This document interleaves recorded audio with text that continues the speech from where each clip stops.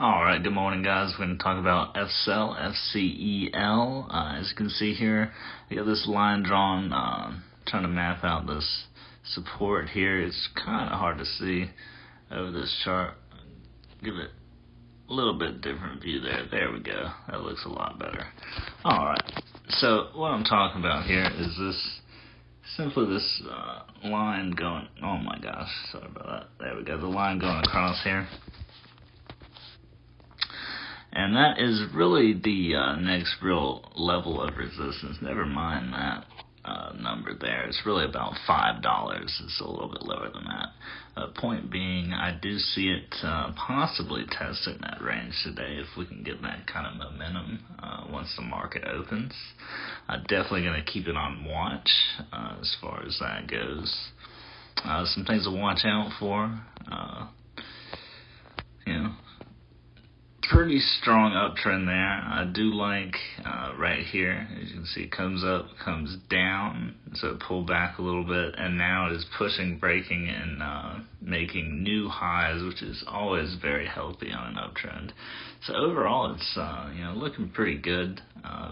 Definitely like to see where this one opens up this morning.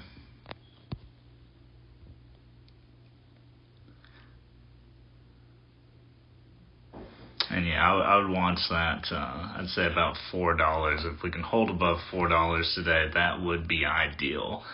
Given that MACD right there about to cross over and that RSI picking up, I'd say we're about to hit a new high here, or at least retest that high before pulling back a little bit. Let's see if that happens, just out of curiosity here. I'm going to prolong this video. We'll give it a little bit, not too long, and sit here and watch paint dry. But this is essentially what I do all day, is watch these stocks, watch these patterns. It's kind of how you get an idea of how everything works. You see the MACDs crossing over, you see what's happening up here, you see the RSI, you see how they all coincide.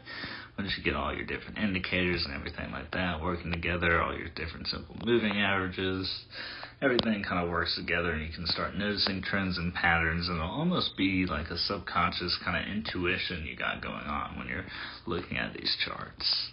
But there we go, picking up a little bit green now. Let's see if we can push.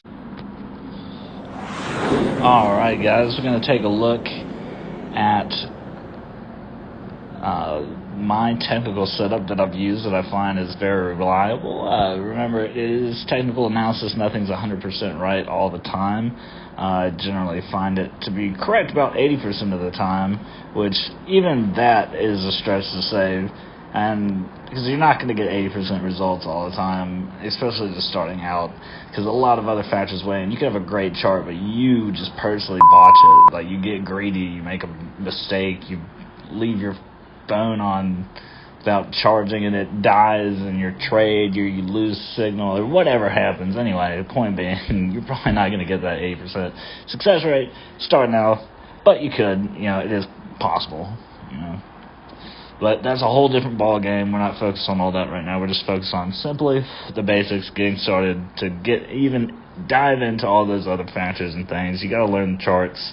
You got to study the charts, and you got to watch the charts in action. And what I mean by that is literally just watching how MACD works and watching how all your different indicators work. If your MACD crosses from green to red, how does that affect the price movement? Things like that you'll just become second nature to you and that you will learn. All right, so let's go into the technical setup here. You see I got simple moving averages, MACD, RSI, VWAP, TTM wave. I don't even like that one. So I'm going to focus on these guys, but we're going to take all of them off.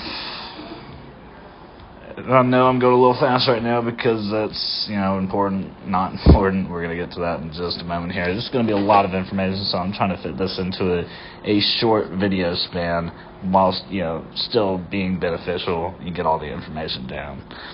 So let's go with simple moving average first. We're going to want to add 4 of those guys because 2 of them will be paired together.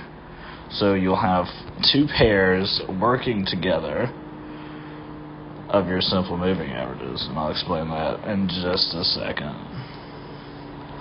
Alright, so your first one is going to be, you're going to go over to this length and you're going to set 5, and the next one you're going to go over to that length and you're going to set 20. And the reason you're doing this is because your 5-day is going to overlap with your 20-day SMA. So you're going to want this 5-day a light blue color, light for lower SMA, and that's going to be important in just a moment.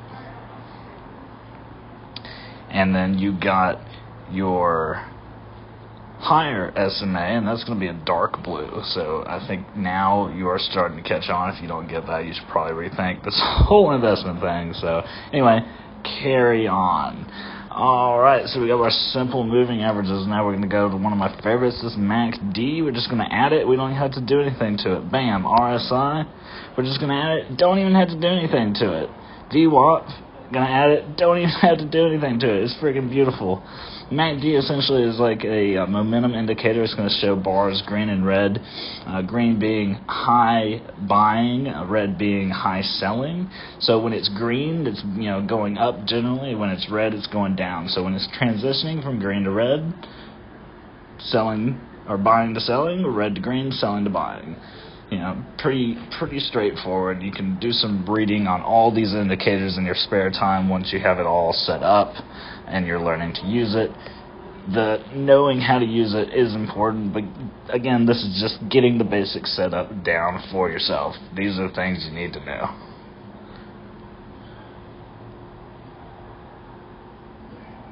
So now we're going to hit done, and we should have beautiful little lines here. Nope, something went wrong with that.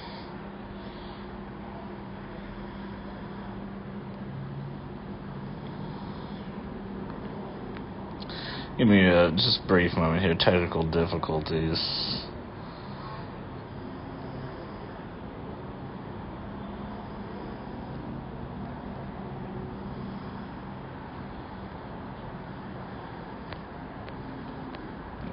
Okay, there we go. Now it's looking good. We got RSI, that's the bottom here. That is going to be overbought and oversold. If it's oversold, it generally is going to bounce and recover, and the price is going to go back up. If it's overbought, it's generally going to get sold off and drop back down. So you got anything over 70 is going to be overbought. Anything below 30 is going to be oversold. So that is just a quick rundown of my technical setup.